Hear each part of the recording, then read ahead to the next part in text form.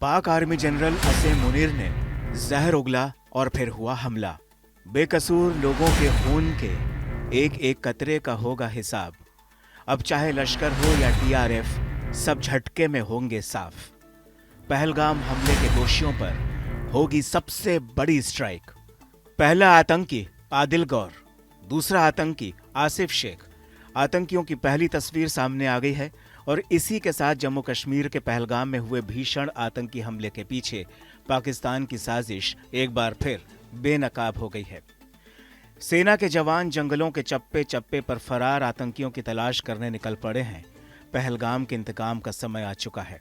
इस हमले की जिम्मेदारी टीआरएफ यानी द रेसिस्टेंस फ्रंट नाम के आतंकी संगठन ने ली है, जिसे लश्कर तैयबा का प्रॉक्सी संगठन माना जाता है। हमले के पैटर्न और मिले सबूतों से इस हमले के पीछे सीधे तौर पर पाकिस्तान की खुफिया एजेंसी आईएसआई, लश्कर तैयबा और पाक सेना की मिलीभगत दिखाई दे रही है। माना जा रहा है कि हमले की साजिश में लश्कर का टॉप कमांडर सैफुल्लाह कसूरी उर्फ खालिद शामिल हो सकता है। साथ ही पाक ऑक्यूपाइड कश्मीर के रावलकोट के 2 लश्कर कमांडर अबू मूसा और एक दूसरा आतंकी भी इस हमले के पीछे शामिल हो सकते हैं। बताया जा रहा है कि अबू मूसा ने हमले के कुछ दिन पहले रावलकोट में कट्टरपंथी कार्यक्रम में भारत विरोधी बयान दिए थे, जिसमें कश्मीर में जिहाद जारी रखने और गैर कश्मीरियों को खत्म करने की बात कही गई थी। हमले से जुड़े चौंकाने वाले खुलासे में यह बात सामने आई कि आतंकियों ने पर्यटकों से नाम और धर्म पूछकर हमला किया। कुछ पीड़ितों ने बताया कि आतंकियों ने उन्हें कलमा पढ़ने को कहा और जो लोग ऐसा नहीं कर पाए उन्हें गोली मार दी गई। कुछ को उनके कपड़े उतरवा कर खतना की जांच के बाद निशाना बनाया गया। वहीं पाकिस्तानी सेना प्रमुख जनरल असीम मुनीर की हालिया बयानबाजी शक के घेरे में है। पाकिस्तान में प्रवासियों के एक सम्मेलन के दौरान जनरल असीम मुनीर ने मुसलमानों को हिंदुओं से अलग बताते हुए इस बात पर जोर दिया था कि दोनों साथ नहीं रह सकते, और उसने कश्मीर को पाकिस्तान की गले की नस बताया था।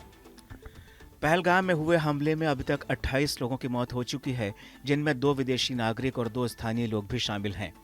दक्षिण कश्मीर के बैसरन घाटी में यह हमला उस समय हुआ जब टूरिस्ट घुड़सवारी कर रहे थे।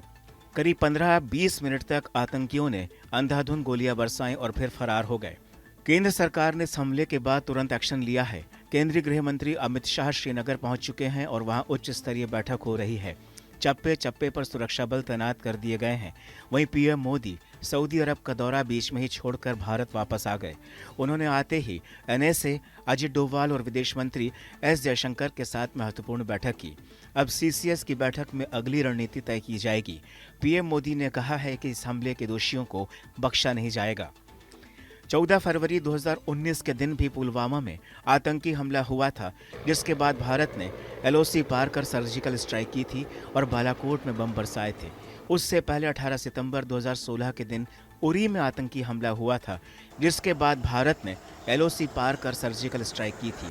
ऐसे में अब देश का गुस्सा चरम पर है। माना जा रहा है कि सरकार कोई बहुत बड़ा फैसला कर सकती है।